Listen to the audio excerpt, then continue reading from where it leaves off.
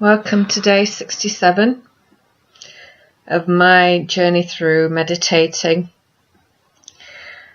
And today has been a very, very powerful meditation, and I've yet to do another 15 minutes of it. But what I noticed today was a very deep belief that I'd had for quite a few years.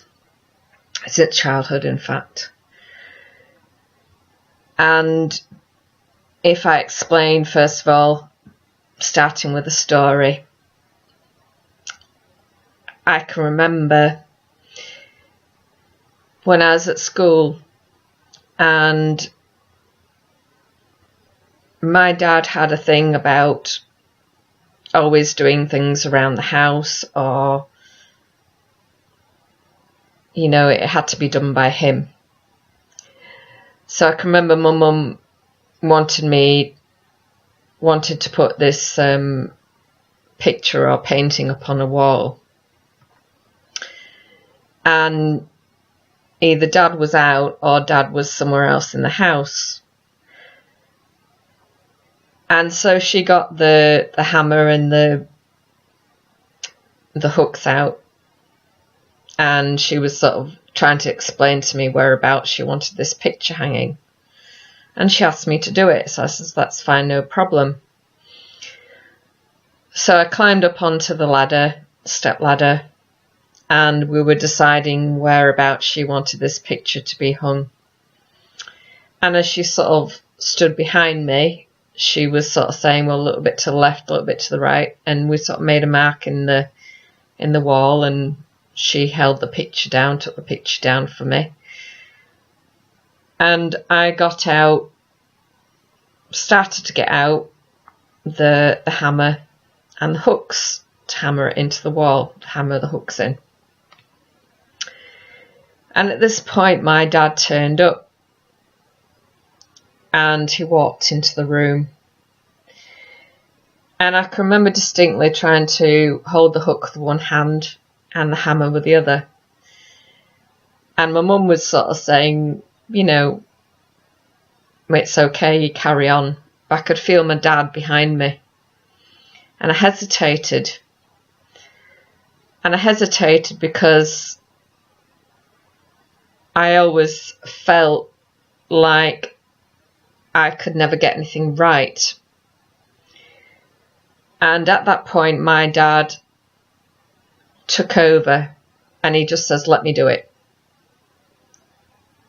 And climbed down from the ladder, gave him the hook and the hammer, and I just felt totally a failure. And I didn't realise until tonight that I've been carrying around that belief for years, and there's always been this pressure in me to try and succeed, to try and achieve, to try and get things right. And it creates a tremendous amount of pressure on me because it stops me from starting things. It stops me from just starting and seeing what will happen. There's always scope to improve afterwards. There's always scope for feedback. There's always scope for things like that. But I had such an ingrained belief that if I didn't get things right, I was a failure. And as I was meditating, I cried.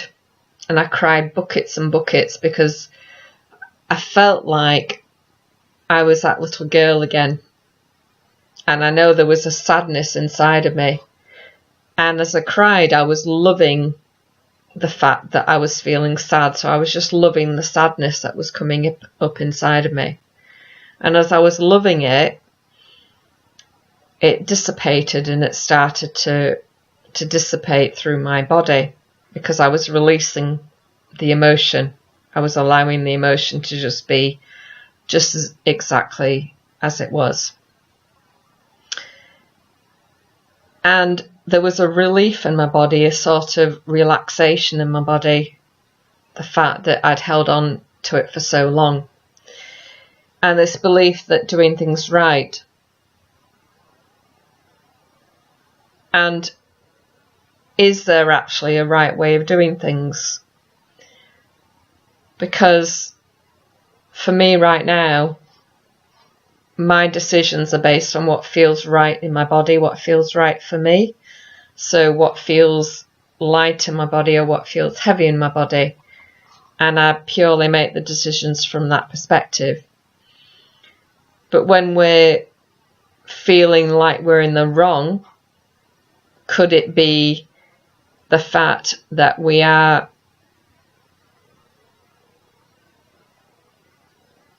seeing it from this perspective, what someone else believes is right? So we're judging ourselves based on how somebody else sees what we say as right or wrong. So is there any right or wrong? Is it a societal belief that things got to be a right or wrong? Can we make our own judgments from that? Or do we have to accept what everyone else believes is right or wrong? Can we just go with what feels right for us? How freeing would that be? It's certainly been very freeing to me.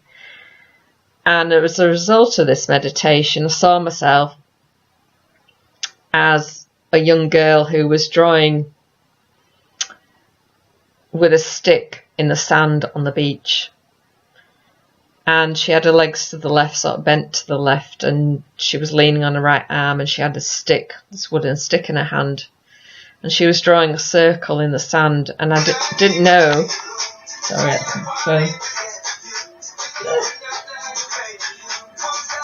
sorry, my phone going off, sorry. And she was, so she kept drawing this circle in the sand. I didn't understand where all this was coming from, and I didn't really understand why she was doing it. And as a result of this, I've written a blog, which I will post up later, and it explains all the reasoning behind the circle in the sand. But at the time, I didn't see the significance of it. But it's absolutely blown my mind. So if you'd like to find out a bit more about circle in the sand, just click on my blog, which I'm going to post up soon. So day 70, I don't even know what day I'm on, 67. Yeah, day 67. And I'll see you tomorrow. Bye-bye.